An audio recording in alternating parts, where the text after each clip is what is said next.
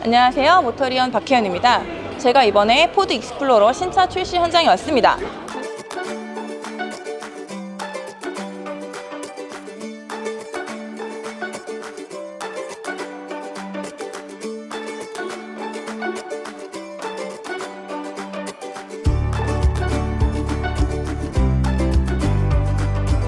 9년 만에 완전 변경돼서 출시가 됐고요.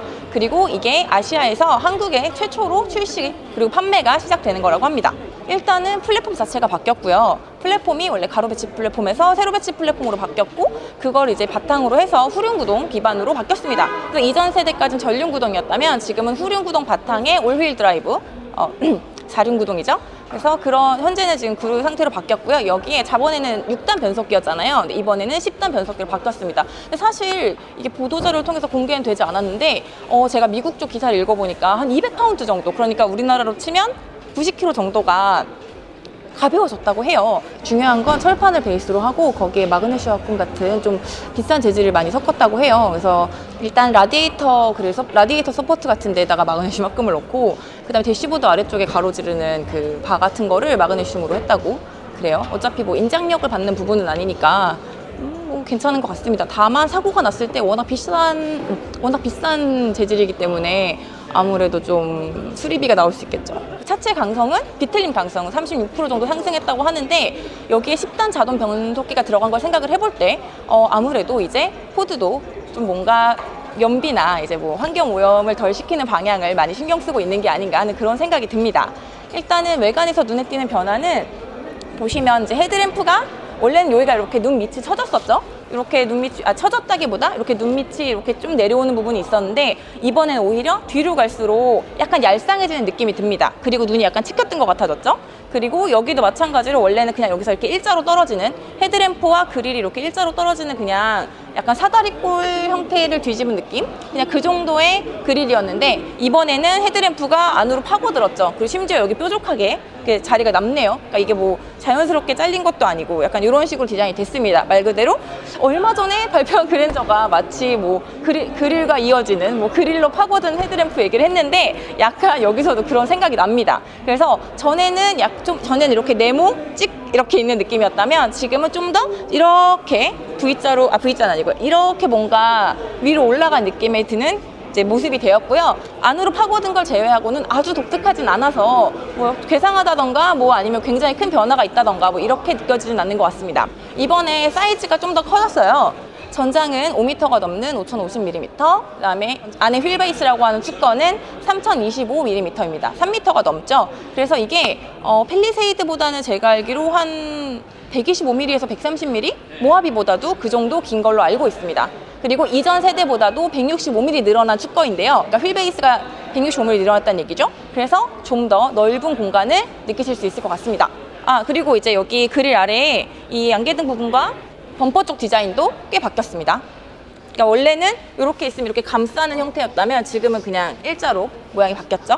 측면은 아까 말씀드렸지만 이전 세대보다 길어졌죠. 57mm 정도 길어졌고, 그 다음에 얘가 후륜구동으로 바뀌었잖아요. 보시면 오버행이 굉장히 짧아요. 지금 거의 뭐 타이어가 앞에 붙어 있죠. 그래서 후륜구동 베이스가 주는 이점이라고 볼 수 있겠어요. 전장은 길어지고 오버행은 짧아지고, 그리고 높이는 좀 낮아졌다고 말씀드렸잖아요. 22mm지만 그러다 보니까 전반적으로 굉장히 길고 아주 조금 날렵한 느낌이 듭니다. 그래서 원래 SUV가 뭔가 되게 덩치가 뚱뚱하고 크고 이런 느낌이 드는데, 얘는 상대적으로 아주 약간 길면서 날씬한 느낌이 들죠. 사실 전 이전 세대가 약간 좀 둥글둥글하고 좀 약간 뚱뚱까지는 아니지만 약간 좀 통통한 느낌이 드는 모델이라고 생각을 했는데, 이번에 조금 더 날렵한 느낌이 드는 것 같습니다. 그리고 아까 제가 살짝 덜 짚었는데, 원래는 아무래도 앞모습이 그 개발 단계에서 본인들이 소유하고 있던 모 브랜드, 랜드로버 레인지로버의 형태를 좀 닮았단 말을 많이 들었었잖아요. 아무래도 이제 그릴과 램프 형태도 그렇고 이게 아무래도 같은 디자이너가 영향을 주다 보니까 그렇게 됐던 것 같은데, 그릴과 헤드램프에 이어지는 그 형상 자체가 바뀌면서 그런 느낌이 많이 줄어든 것 같고요. 그리고 제 생각에 이제 레인지오버랑 닮았다는 느낌이 드는 이유 중에 하나가 여기 C필러, 그러니까 지금 이게 까만색이라 티가 덜 나는데 원래는 C필러에만 컬러가 들어가고 A필러랑 B필러 정도에는 원래 까만색으로 이렇게 이어졌었잖아요. 이제 그러다 보니까 아무래도 지금 레인지로버가 약간 그런 형태를 취하고 있죠. 여기 약간 C필러가 좀 더 일어나 있는 걸 제외하고는 그렇기 때문에 좀 더 비슷한 느낌을 받았던 것 같습니다. 그런데 이번에는 좀 이제 그런 부분이 조금 더 포드 익스플로러만의 이제 개성을 살리면서 디자인이 된 것 같고요. 어쨌든 이 A필러와 B필러는 까맣게 가서 그냥 하나의 유리처럼 보이고 C필러에만 차량의 컬러를 넣는 그런 형태는 이번에도 그대로 가지고 갔습니다. 그리고 휠은 20인치 휠이 들어갑니다. 20인치 휠에는 미쉐린 타이어가 기본으로 들어가는데요. 미쉐린 프라이머시 255-55R20 타이어가 들어갑니다. 사이즈는 이거 하나예요. 다른 걸 선택하실 순 없고요. 뭐 20인치 휠 정도면 아무래도 이 차의 크기를 생각할 때 적당한 사이즈가 아닐까 싶습니다. 어떤 차는 뒤에만 툭 튀어나와 있는 느낌이 드는 경우가 있는데 이거 같은 경우에는 축거를 최대한 넓게 빼고 뒷부분만 튀어나왔다는 느낌을 많이 줄여준 것 같습니다. 그래서 왠지 2열 시트가 그렇게 높지 않을 것 같은 느낌? 물론 봐야겠지만요.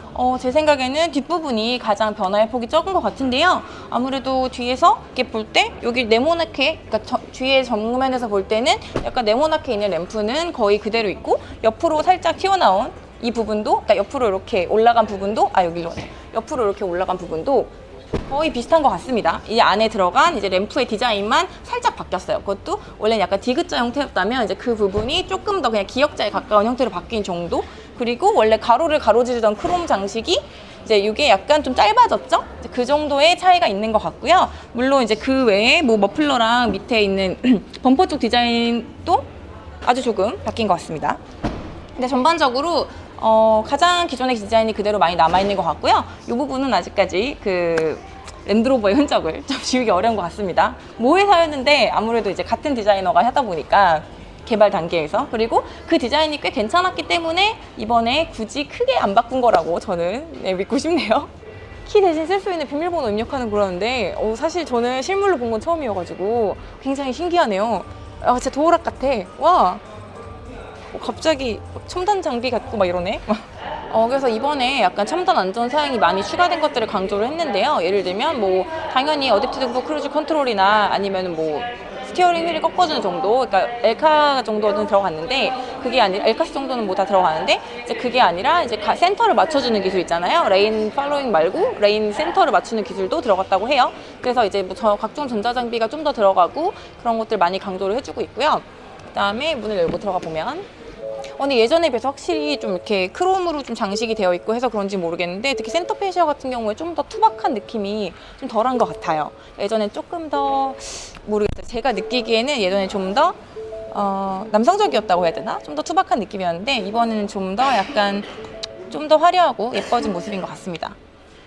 그리고 센터 페시아의 모니터도 꽤 크게 들어갔네요. 요즘 워낙 큰 모니터들이 많아가지고 저 정도 사이즈는 아주 크게 느껴지진 않고요. 그리고 시트도 근데 차가 큰 느낌이다. 네. 생각보다 시트가 아주 높지 않네요. 이게 무슨 소리냐면 사실은 SUV의 경우에 시트가 너무 높으면 저 이 발 닿는 부분이 여기 너무 짧아지더라고요. 여기 너무 길어가지고 이 각도가 이렇게 되더라고요. 그런 것들이 좀 불편했는데 시트 높이가 충분히 조절되기 때문에 낮게까지 내려올 수 있는 것 같고요. 이 안에 지금 센터페시아 쪽 아래 하단에 공간이 꽤 넓죠? 이런데 뭐 핸드폰이 뭐야, 뭐 음료수 넣을 수 있겠네요. 이 안에까지 깊게 들어가는 공간이 있고요. 그리고 지금 보시면 여기 컵홀더 쪽에 등이 들어오고 있죠? 컵홀더 쪽에 등이 들어오고 있는데 이것도 꽤 전반적으로 좀 고급스럽게 바뀐 것 같아요. 그리고 질감도 대체로 좀 매끈한 질감이고, 그리고 여기 지금 이 모니터 아래에도 이렇게 여기 핸드폰 놓을 수 있는 부분이 있네요. 핸드폰 정도? 이 정도 되는 공간이 비어 있고요. 그리고 여기 나름 우드 장식으로, 진짜 우드는 아닌 것 같습니다. 네, 플라스틱인데 여기 결만 이렇게 고급스럽게 표현을 해준 것 같아요. 그리고 전반적으로 가로 형태 디자인, 그리고 여기는 약간 튀어나온 느낌은 있네요. 센터 페시아가 약간 좀 튀어나온 느낌으로 배치가 되어 있는 것 같고요. 좀 깨알같이 수납 공간이 있고요. 차 자체가 워낙 크니까 그런 것 같습니다. 스티어링하고 계기판은 근데 사실 이게 저 가운데 들어간 디스플레이가 좀 특이한 것 같은데, 일단 양쪽은 아날로그 기반의 숫자 이렇게 올라가는 형식인데 사실 이건 제가 굉장히 좋아하거든요. 원래 뭐 이런 걸 보시면 요즘 거 같지 않다, 옛날 거다, 구형이다 생각하실 수 있는데 저는 이게 직관적이라 사실 원래 좋아하는데, 문제는 가운데 있는 디스플레이가 너무 경계가 뚜렷하네요. 이게 약간 그 그래픽하고 저 이렇게 부분하고 이렇게 경계가 너무 뚜렷해가지고 약간 어색하지 않나 하는 생각이 듭니다. 사실 계기판은 아주 예쁜 것 같지 않아요. 근데 약간 전반적으로 실내가 아직 이렇게 뭔가 요즘 다른 차들에 비해서 약간 전자장비 느낌이 많이 나는, 왜 요즘 차들이 컴퓨터 같잖아요. 컴퓨터 같고 막 첨단 장비 같고 이런 느낌이 많이 드는 차들이 있는데 그거에 비해서 약간 좀 투박하고 그런 느낌이긴 합니다. 내려와서, 그리고 사실 지금 이게 늘어난 특허가, 그러니까 165mm가 늘어났단 말이에요. 그래서 어느 부분에서 가장 많이 이득을 받나 했는데 사실 앞열하고 2열까지가 좀 공간이 많이 늘어났다고 해요. 2열까지는 공간이 많이 늘어나고 3열이 상대적으로 공간이 그렇게 넓지는 않다고 합니다. 그래서 3열은 이전보다 좀 공간이 약간 좁아지고 2열이 혜택을 좀 많이 본 상황이고요. 그래서 2열을 한번 앉아보고 싶은데 아직 계신가? 지금 2열 시트는 보시다시피 그 시트 앞쪽으로 공간이 굉장히 넓죠. 그리고 제가 뭐 평소에도 많이 타니까 잠깐 앉아볼게요. 그래서 보시면, 오씨, 이거 뭐 평소에 주먹 가지고 이렇게 하는데 뭐 주먹 가지고 할 게 아니죠? 엄청나게 크죠? 뭐 팔 정도 길이 들어가네요. 엄청나다. 그리고 뭐 당연히 뭐 위쪽에 넓고요. 뭐 선루프 때문에 개방적인 느낌도 들고요. 그리고 이쪽에 확실히 이 차가 2m가 넘잖아요, 전폭이. 그래서 그런지 이게 이렇게 이런 공간이 있네요. 물론 문을 닫으면 이 정도가 차 오르니까 그래도 약간 좀 이런 공간이 있고, 이게 아마 발판 밟고 3열 들어갈 때 보조해주는 공간인 것 같고요. 그리고 이 뒤쪽에 이제 송풍구 조절할 수 있고, 그 다음에 여기 충전할 수 있는 단자가 있고요. 220V 있네요. 이거는 USB 충전하는 거고, 송풍구가 송풍구 이 위쪽에, 송풍구 2열 송풍구는 이 위쪽에 있고요. 3열 송풍구도 뒤쪽에 따로 있습니다.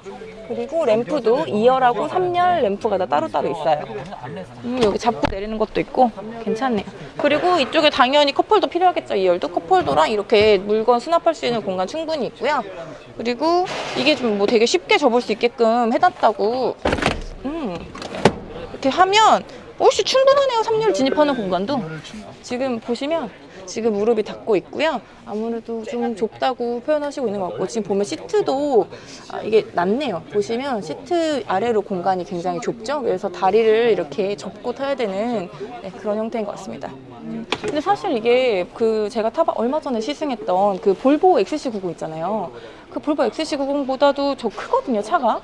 전장도 길고 휠베이스도 긴데 이상하게 차가 3열이 좁네요. 제 생각엔 2열에 너무 많은 공간을 배려한 게 아닌가. 근데 사실 뭐 2열 시트를 앞으로 좀 당기면 넓어지긴 하겠지만, 일단 기본적으로 이게 사실 이 지금 휠 위에 지금 여기 구동계가 있잖아요. 아마 후륜 구동이다 보니까 여기 구동계가 있고, 차동 기어랑 이런 거랑 뭐 프로펠러 샤프트랑 여기 들어가겠죠? 드라이버 샤프트랑. 그러면 이 공간이 이게 뒤에 이렇게 많이 차니까 올라온 거죠.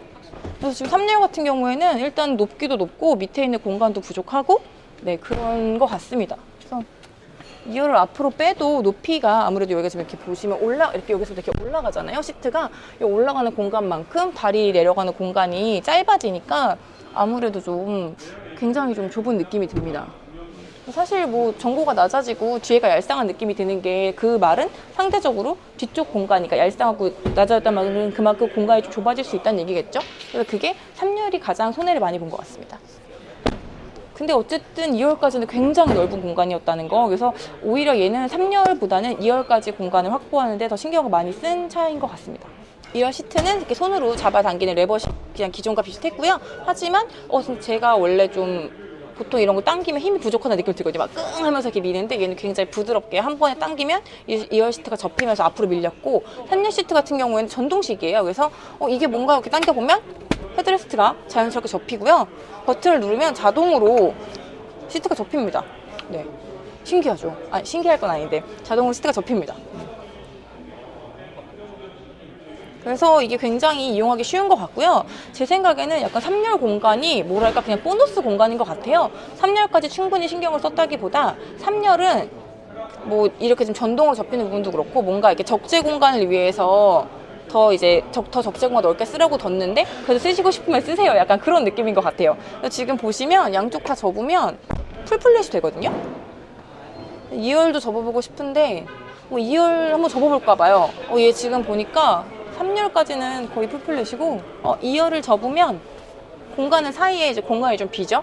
공간은 좀 비는데 완전 뭐 저도 굉장히 평평하게 눕혀지네요. 그리고 저 앞쪽 공간도 있어가지고 시트가 보통은 다 접힌 상태에서 되게 꽉꽉꽉 차 있잖아요. 1열 뒤로. 그래서 1열 뒤로 꽉꽉 차 있는 공간이 많은데 얘는 접고 나서도 앞에가 이만큼 남고 2열하고 3열 사이도 이만큼 남네요. 근데 어쨌든 얘는 3열은 거의 적재 공간인데 적재 공간 근데 보너스로 3열이 들어간 그런 느낌인 것 같고요. 아까 그래서 외부에서 볼 때 약간 제가 그런 얘기 했잖아요. 보통 차는 왜 대부분 다른 이런 뭐 7인승 SUV 같은 경우에 단점이 약간 그 뒷바퀴 위에 뭔가 이렇게 뿔룩 튀어나온 느낌이 되게 웃겼거든요, 저는. 근데 이 차는 그 느낌이 적었는데 사실은 그렇기 때문에 2열까지만 좀 넓게 쓰고 3열은 그만큼 보이는 것만큼 좀 좁았던 게 아닌가 하는 생각이 드네요. 그래서 어쨌든 전체 공간 넓은데 그 공간이 거의 1, 2열에 거의 집중되어 있는 느낌입니다. 오늘은 9년 만에 6세대로 완전 변경돼서 돌아온 포드 익스플로러를 살펴봤는데요. 아까 초반에 말씀드렸지만 원래 3.5L 엔진도 있었는데 그러니까 3.5L V6 자연흡기 엔진도 있었는데 이번에 라인업이 많이 줄었잖아요. 미국에서도 3.0L 그리고 까지밖에 나오지 않았고 국내에 들어온 모델은 2.3L 에코부스트 엔진이죠. 그래서 이번에 뭐 그리고 10단 자동 변속기를 맞물리고 그 다음에 각종 부분에 뭐 예를 들면 라디에이터 서포트나 아니면 아까 말씀드린 대로 뭐 이렇게 바 부분까지 보조하는 부분, 강성이 크게 필요하지 않은 부분에 마그네슘 합금 등을 이용하고 알루미늄 등을 적극 사용하면서 무게를 많이 경감을 했어요. 그 얘기는 아무래도 연비를 향상시키는데 신경 많이 썼다는 얘기겠죠. 포드의 말로는 이전 모델보다 1리터를 썼을 때 1km 정도를 더 갈 수 있는 정도로 연비가 향상되었다고 합니다. 그래서 지금 공식 연비는 복합 연비가 8.9km/L고요. 아무래도 오늘은 좀 신차 발표회 현장이기도 하고 너무 많은 기자분들이 한꺼번에 봐가지고 좀 아쉬운 부분이 많은데요. 다음에 시승 현장이나 아니면 시승을 할 때 더 자세한 설명을 드리도록 하겠습니다. 감사합니다.